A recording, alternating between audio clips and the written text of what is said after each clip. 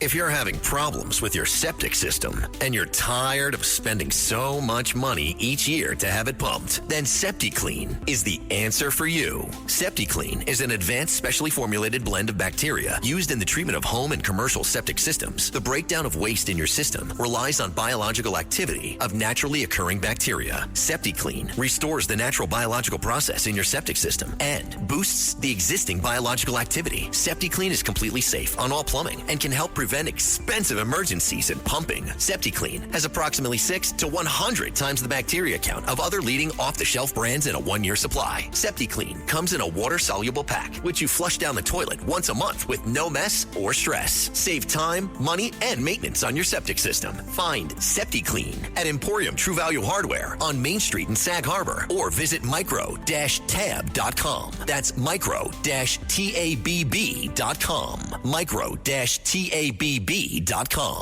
Very pleased to welcome my friend and colleague, regular contributor to this show, E. O'Brien Murray, noted political consultant and crisis communication specialist who's worked with both Democrats and Republicans over the years. In a minute, we're going to check in with Rob Ryan.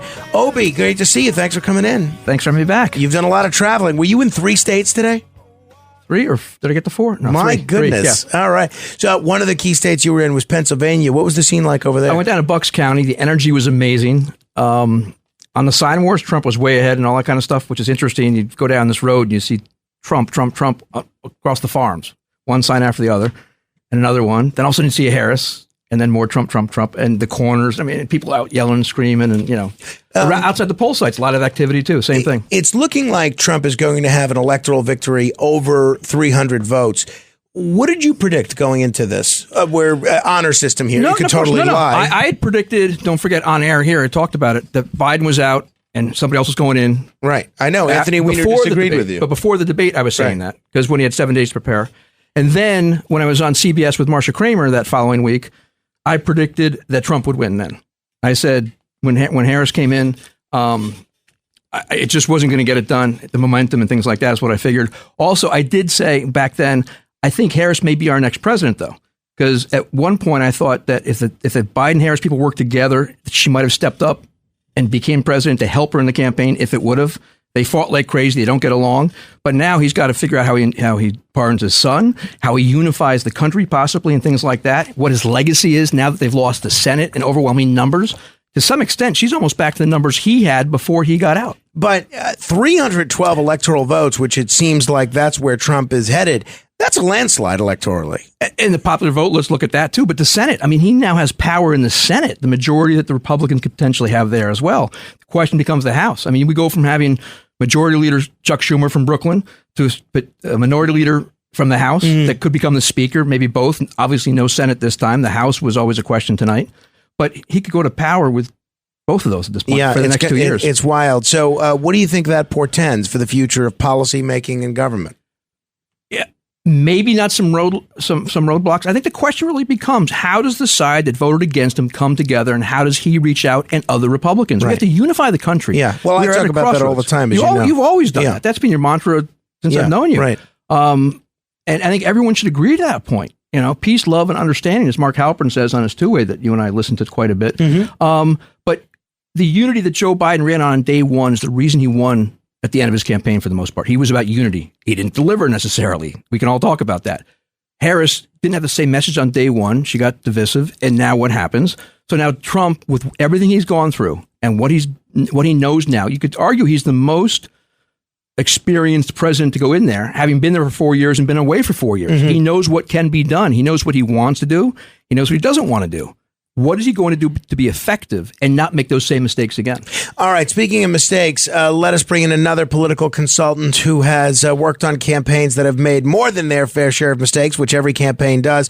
Noted Republican political consultant Rob Ryan, also very involved in the campaign opposing Proposition 1. Rob's never made a mistake I haven't heard about. Rob, I miss you, buddy. How you doing? My only mistake is coming on your show. It's Frank's show, Rob. Rob and I go back to 94. Rob, you're the first or second person hired for George Pataki? first. So Pat Donahue was second, and Felicia was third. Yeah, right, exactly. And I met Rob at the Rudy Giuliani inauguration, walking from City Hall, Rob, to Borough, where I'd worked for Rudy at that time, and introducing Rob and Pat and George knew me from his assembly days. All right, Rob, I would also like to get a detailed analysis from you on all the places that you saw Obie Murray early on in your relationship, but instead I'll just ask you about the Rob's election. ex-wife.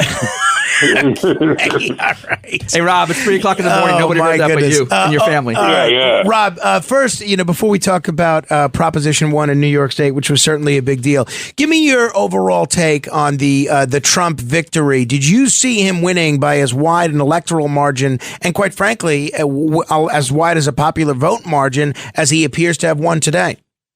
Yeah, you could see it coming. I mean, I told someone that Harris would peak about a week after Labor Day, which I think is right around when she peaked.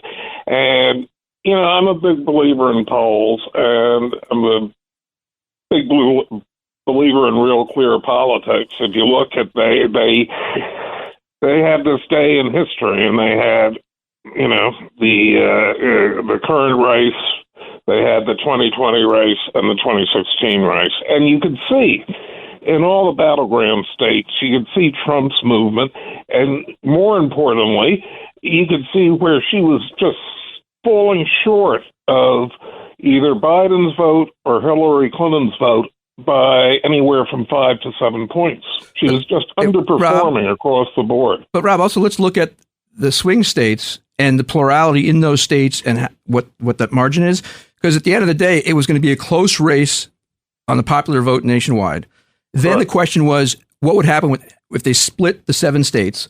Or Trump had the potential to run them all, potentially. Harris finally, in the last week or two, became 1 or 2 paths to get to 270, which is where she was, where Biden was when he got out. That became a problem. And then Donald Trump gave them every opportunity since that Madison Square Garden speech to run with it. And they just couldn't execute. They couldn't get it done. No. And they just, as I said, the underperforming, it was just so telling. Now, Rob. And there was so little enthusiasm out there from what I saw. Rob, you did the Doug Hoffman race. Yes. That sort of became a special election, but it was on an election day with everything. You had gone through that. I'd gone up there the last couple of weeks of the campaign. Right. The Bob Turner race you turned me down on. We always joke about that. Rob would have been great on there. He's always a great guy to work with. I love it. I always ask him. But a special election is so different. And it's one of the things I've always talked about here, that they had 90 days to run a campaign. And usually there's 10 pieces of stuff on the ground, and you get a chance to pick up the right ones. In a special election, you have a chance to make 3 messages, possibly, if you can get them through. And Harris kept on changing them. I think, Rob, she really had no message when you come down to it, except that she grew up in a middle-class household where there was grass on the lawn, in the front yard. But she did scatter throughout that Trump is a bad man, orange man bad. But she didn't do it effectively and consistently. And then when she panicked to motivate the base, it then became divisive, and it took away the Biden unity message. And they said, wait, Trump's divisive. What's that? And then go ahead, Frank. You got something? At 30 minutes after the hour, this is the other side of midnight. If people are just tuning in, we're talking with noted Republican political consultant Rob Ryan. Rob, let me ask you, we're being heard in a lot of blue cities right now. We're on in Chicago. We're on in New York. I was at a Republican event the other day, and some Republican consultants were lamenting that they hoped Trump would win, but that it made their job in terms of getting Republican candidates elected in blue states like New York and maybe New Jersey more difficult because they're going to tie whatever Republican candidate runs to Trump. Do you agree with that? Is this something that, if you're a Republican, is makes your job tougher in terms of getting elected in cities or states like New York?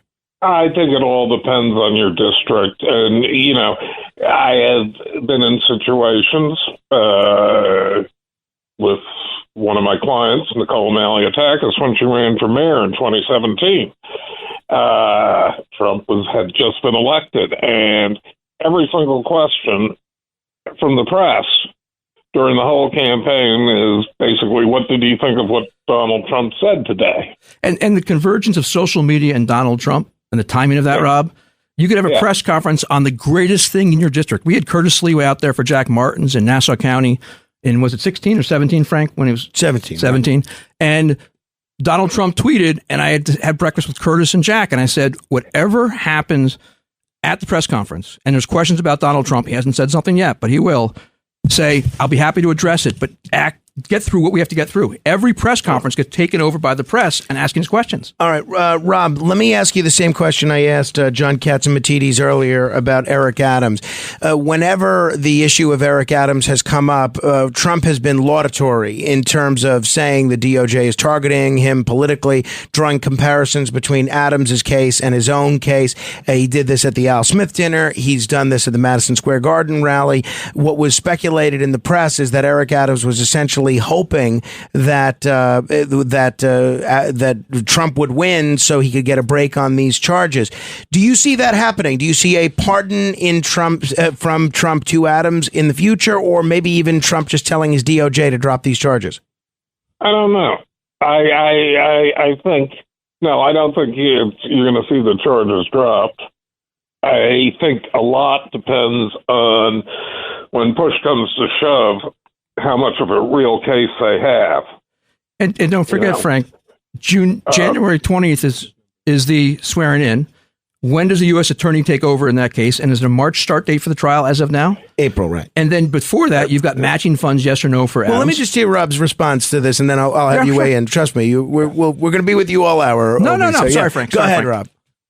Well, no. I think we have to see more what happens and how serious the actual charges are when it goes to court.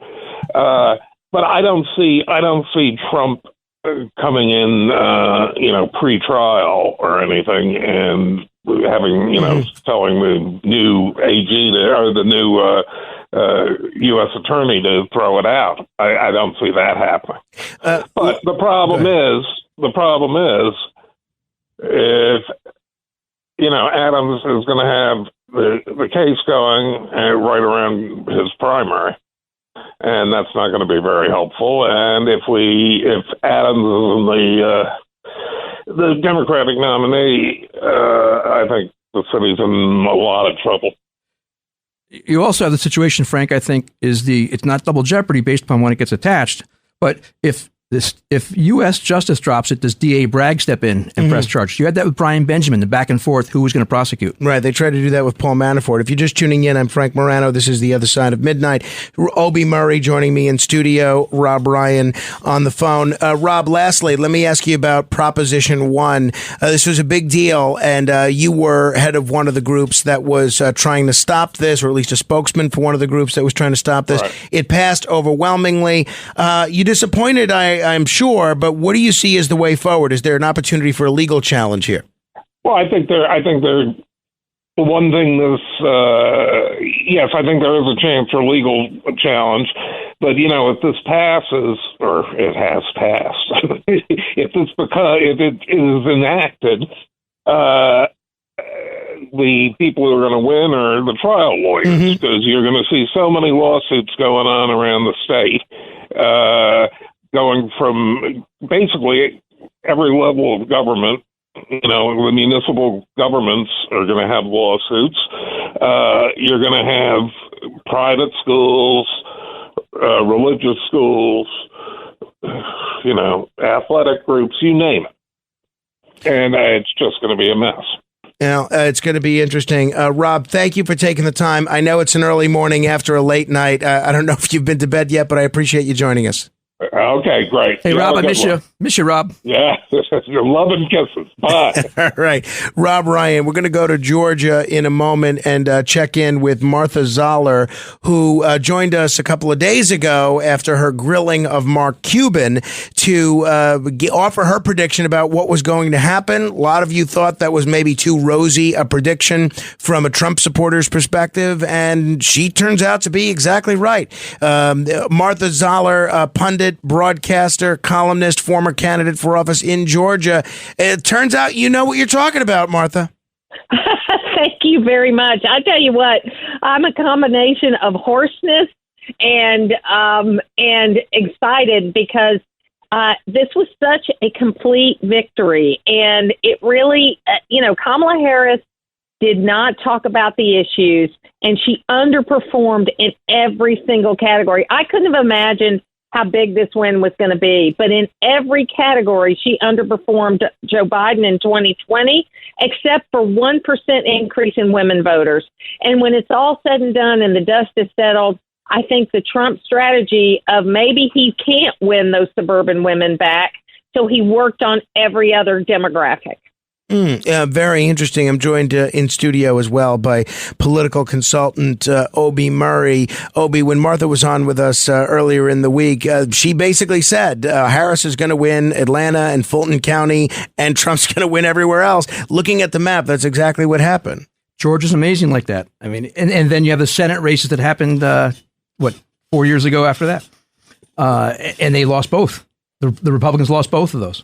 Yeah, I mean, Martha, you follow the local political scene in Georgia more closely than anyone. Does this give a shot in the arm in 2 years for that Georgia Senate seat when that comes up for re-election again? Well, it does, because the biggest thing that the Trump campaign did is they embraced early voting, and they embraced trying to get people out to vote any way that it was legal to vote in this election. If you recall, in the 2021 runoff, which is really where we lost those seats, he was having rallies saying you can vote, but your vote might not count. Right. And so the message was we had 435,000 Republican voters that didn't get back out and run and vote in that runoff, and we're paying for it for 6 years. So, yes, I think it'll be competitive. And now I think I pointed this out when I was on with you earlier in the week. Now that Trump has won Georgia, then the next decision is, will Brian Kemp run for Senate, or where will he run? I think now that Trump is reelected, that it's more likely Brian Kemp runs for Senate than runs for president in 2028. Against, is that Warnock, or which seat is up there? Because they both got elected with Ossoff, Senator Ossoff. Okay. Yeah. Because what happened was Warnock was finishing an unexpired term of a previous senator. So he's not up until 2028. Ossoff is up in 2026. How about nationally, Martha? You know, it was seeming like the election was going to be defined by a gender gap with women motivated largely to vote on the issue of abortion rights. And I'm sure a lot of them were, but it turned out to be insufficient to overcome the enthusiasm on the part of a lot of Trump supporters. Are you surprised that that message didn't have greater resonance, at least in the battleground states? Yeah, I really wasn't, because I always felt like they were overplaying the abortion hand. Now, look, I say that, and I underestimated in 2022 about abortion. But I thought in 2024, with the problems with the economy and the fact that women are the ones that mostly control the pocketbook in the home, that you're going to have a different outcome. But it's very interesting that Kamala Harris only got 1 point better and this is the numbers we have so far, they could change, but only 1 point better with women than Joe Biden did. So it wasn't like this overwhelming movement to women, but conversely, she did a lot worse with men. I mean, she did 6 points worse with men than Joe Biden did. So it's a problem. And as I said before, Harris needed to talk more about what she believed and not how bad Donald Trump was, because I think it was noise for most people. Every bad thing in the world was said about Donald Trump. Okay, but it got to the point that his supporters says, "Look, I'm not electing a pope. I'm electing someone that can get things done." Now, conversely, in North Carolina, Trump won North Carolina, a Republican candidate that had, a lot of challenges. At the end, voters made him pay. But they did not make Donald Trump pay, because I think they didn't believe half of the things that were being said. Martha, a terrific job. I know you're very much in demand today. I appreciate you taking the time to check in with us. Appreciate it. Oh, Frank, thank you so much. And you know what? We're going to have a great next 4 years, and we'll have lots more campaigns to talk about. I have no doubt that that's the case. Thank you very much, Martha Zoller. You can check her out on her Substack or on her website, marthazoller.substack.com. A lot of great stuff on there. Just go to marthazoller, ZOLLER.com. Obie Murray, if you were to pinpoint the greatest mistake that Harris made throughout this campaign? Some people said it was the selection of the vice president. Some people said it was her failure to differentiate herself from Biden's policies over the last 4 years. Some people said it was not taking risks in more media interviews, like a Joe Rogan format, for instance. Some people have cited other areas. What do you think the biggest mistake she made is? It sort of dovetails off what we just heard. It wasn't what she said about Donald Trump was or wasn't true. The expectations the world has of Donald Trump are set. You can't change them. You can remind people, but you're not going to change them. You can't say something and expect them to come back and change their mind.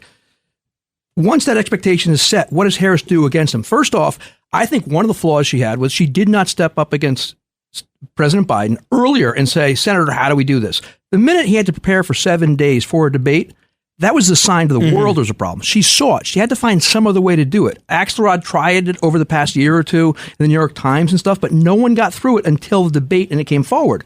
That's one thing. Second thing, she wasn't prepared when she got the go. She was politically prepared to lock up the nomination, but I believe the reason she didn't come and do press was she wasn't ready for it. They didn't lock her in the room for 7 days, and we've all had candidates or friends or even media training.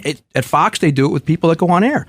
You need to understand the questions, how to answer, how to pivot, how to get your message across. I think the third thing is, and the campaign, I give the campaign a lot of credit. They got the candidate, they got the running mate, they went to the convention, they got no bump, they kicked ass in that debate. If I can say that, I apologize. If I can't, I guess they beat me. The debate, but they got no bump off the debate. I was fearful Trump gave them too much of a runway to take off and go off in the stratosphere. Once she leveled off and plateaued, the question became, how does she then either bring Trump down, and you're not going to do that right now, or how do you get yourself out there? And they knew the paths, and they didn't take them. I think the candidate was flawed. I think she couldn't deliver on the message, and part of that's because she didn't want to run to the left in a primary, and that would test her. I mean, I hate battle testing in primaries and going left in that case for her, but I think that's part of it. From the get-go, she couldn't get out of the box, and she couldn't get three cohesive message or start with one and finish with one even. Trump is not going to be able to run for re-election once he completes this term. So 2028 is going to be wide open, both parties. If you were to handicap it now, and I know it seems like a silly question, but I feel like I was sitting here yesterday, the day after Election Day of 2020. If you were to handicap it now, who's the front runner for the Republican nomination in 2028 and the Democratic nomination? Well, I think right now Harris is out. Waltz is out. And I've said that once she runs and loses badly, it's done at that point. That's her run, and she couldn't run a primary to begin with in the past. I think we have to see who's running and raising money right now. I mean, you've got guys like Landrieu who ran this campaign, who were in the Biden administration. Mitch Landrieu, former mayor of New Orleans, right? Yeah. But he may be too moderate. He may be a Bill Clinton-esque type person potentially down there who could run, and he was rumored to want to do it. Newhouse, of course, is going to be out there a bit, but there's a challenge running from California with everything going on out there. Newsom, rather. Yeah. And I think that's right off the top, a couple of those from the Democratic side. I think you've got Buttigieg will be out there again. I mean, what he did before was remarkable with Liz Smith and what she did with that campaign, getting him out there with him. He was a great messenger. He sort of got pushed out by Joe Biden at the last minute in that primary process. So in 2020. Right. I think Elizabeth Warren is too old. I think you find AOC will be out there doing her thing. I don't think she'll be a front runner, but she will take that party left, and she can run and have fun doing it, travel the country like she's already doing, and then decide to stay in Congress or get out. All right, so we got Landrieu, we got Newsom, we've got Buttigieg on the Democratic side. You've got a gay man, you've got a Latino, you've got two white men, one from the South, one from the West. So what about the Republican side of the ledger? Obviously, I'm sure it depends to some extent on the success of the Trump presidency, but I think whatever Trump does, you know how rabidly loyal his following is and his supporters are. There's no doubt whose party this is right now. Where do you see the Republican nomination going 4 years from now? I think Joe Biden opened the door for Donald Trump to put the scale in the Republican primary. If you look back historically, what did Reagan do for Bush, his own vice president? He sat on his hands, appropriately so, until the primary was done. What happens next? Donald Trump gets in there. He picked J.D. Vance because he was cocky, not just confident. What was going on then? He had just had the assassination attempt, came into the convention, Biden was out, and he had this free reign. If he was worried about a tight race, he would have picked Nikki Haley. At the end of the campaign, he doesn't campaign with Nikki Haley when he needs women. Why? He doesn't want her to go anywhere.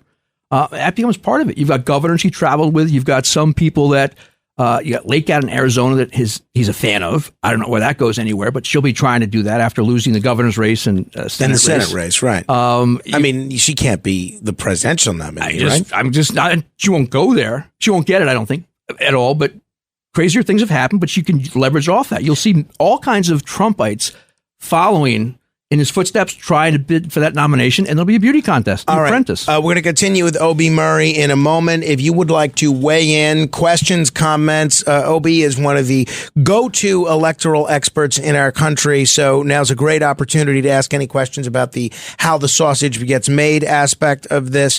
You can give us a call at 646-720-0635. That's 1-646-720-0635. This is The Other Side of Midnight. Straight ahead. The Other Side of Midnight.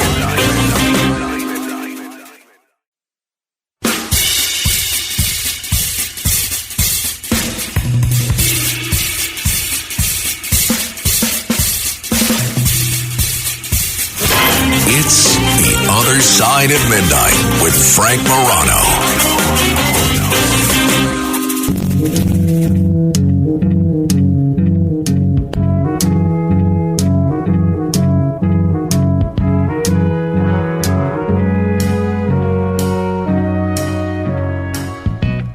Where it began,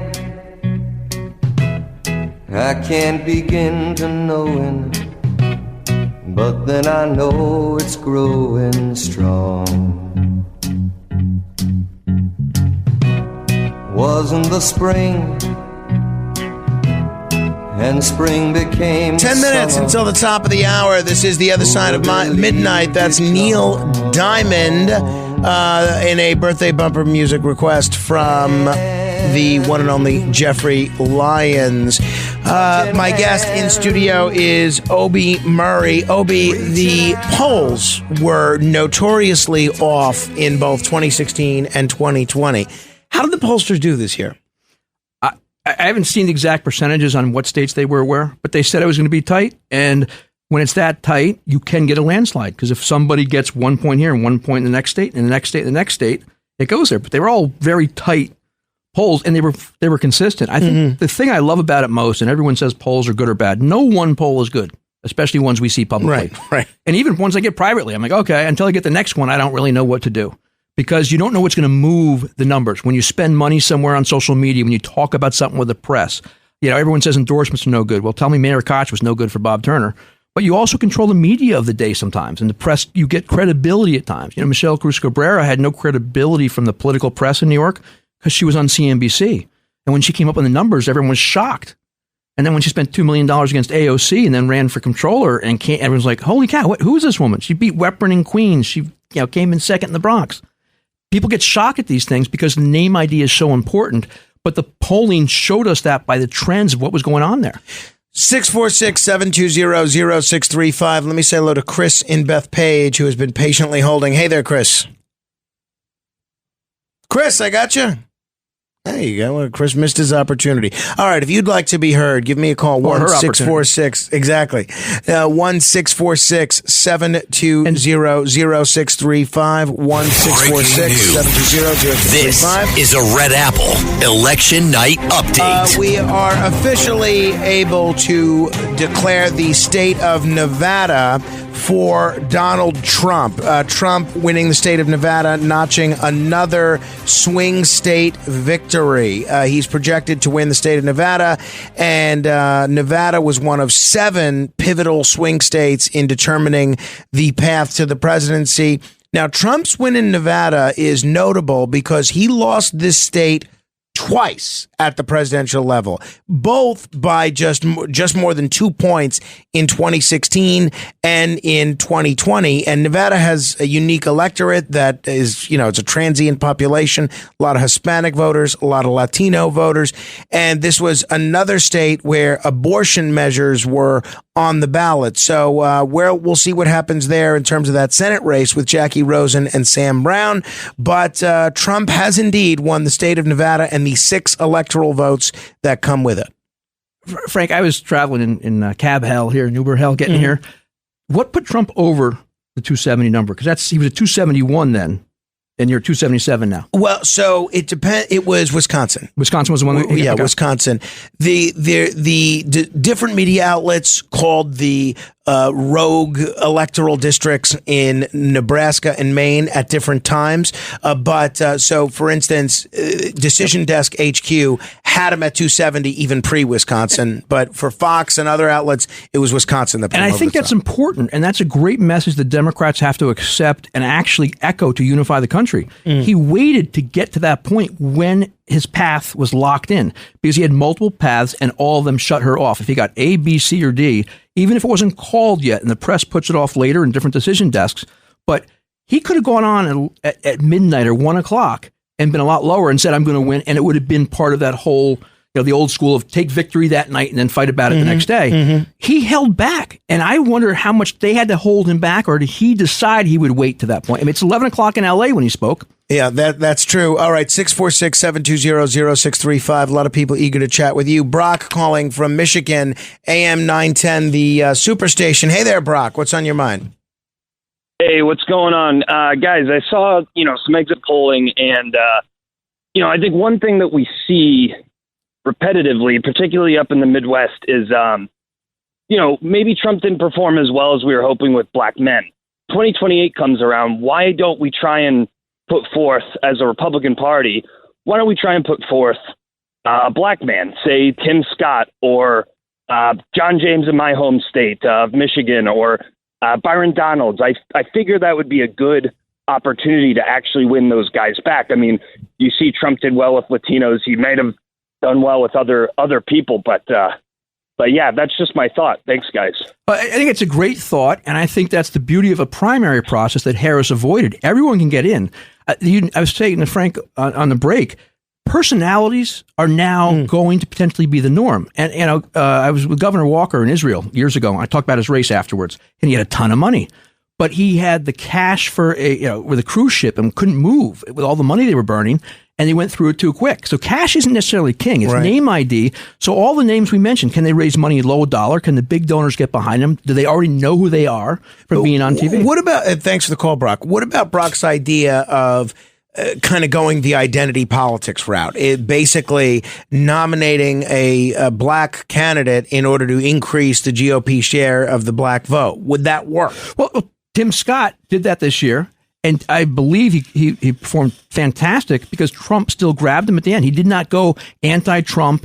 He didn't get boxed in at the end by Nikki Haley. And so you've got a U.S. senator from South Carolina that can do quite a bit. The question is, does he stay in the Senate, or does he get an appointment where he then gets executive experience of sorts or agency experience in Washington besides just being in the Senate? And then can he raise the money and prove himself?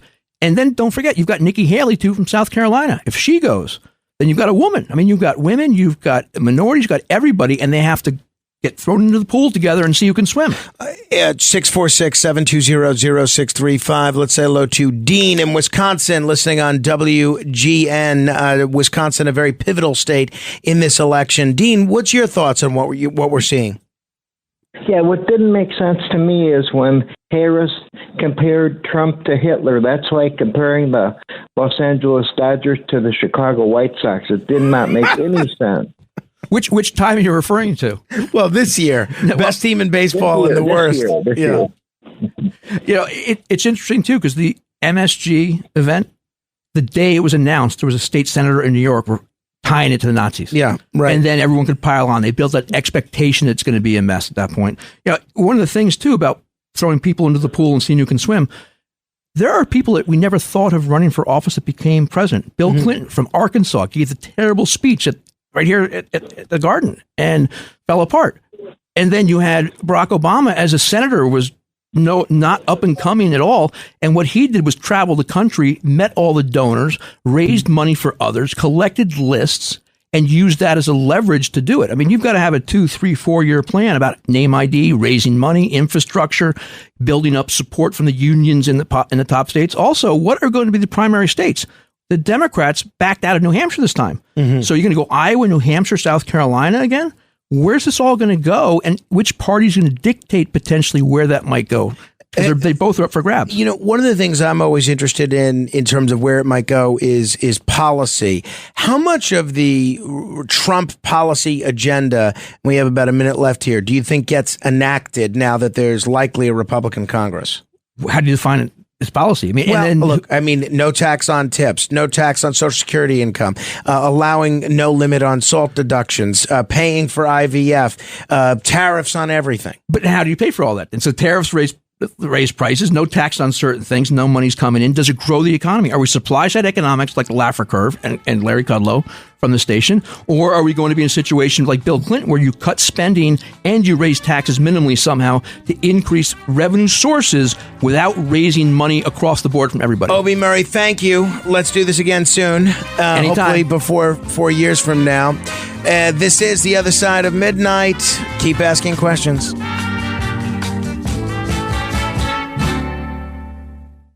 Going to the gym can be discouraging, especially if you're putting in the work but barely seeing changes. But with Tonal, you can actually see your progress with every workout. Tonal provides the convenience of a full gym and the expertise of a personal trainer anytime at home with one sleek system. Designed to reduce your mental load, Tonal is the ultimate strength training system, helping you focus less on workout planning and more on getting results. No more second-guessing your technique. Tonal gives you real-time coaching cues to dial in your form and help you lift safely and effectively. After a quick assessment, Tonal sets the optimal weight for every move and adjusts in 1 pound increments as you get stronger, so you're always challenged. Tonal lets you choose from a variety of expert-led workouts, from strength to aero hit to yoga and mobility, to keep you coming back for more. For a limited time, go to Tonal.com to get $500 off your Tonal purchase, plus a free 4-year warranty. That's Tonal.com for $500 off, plus a free 4-year warranty. Tonal.com.